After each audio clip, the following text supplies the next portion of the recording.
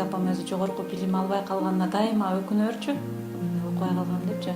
Мен ага ошол кездеги шарт, мезгил ошондой болгонду, бирок ошого карабастан дайыма ушул китеп окуганга убакыт таап, дайыма ушул гезит окуп кенен сүйлөшүп алам. Себеби мисалы бир туугандык мамиле жөнүндө сөз болсо, апам мисалы эр табылды, жанышпайыш, дастан же болбосо чакан эпосторун мисал кылып сүйлөчү. Апамдын ушул китепке болгон кызыгуусу албетте бул ушу биздин тарбиябызга дагы чоң таасирин берди деп ойлойм. Ушул дүйнө таанымымды кеңейтүүгө салымгандай ушул апамдын аябай салымы чоң. Бирок мен ойлойм, ушул эң негизги пайдубалды ушундай шыктандырганды эмне, кандайдыр китеп окуу болобу же башка бир жөндөм болобу, баланын жөндөмүнө шыктандырганда абадан өткөн мындай мотиватор жок деп эсептейм.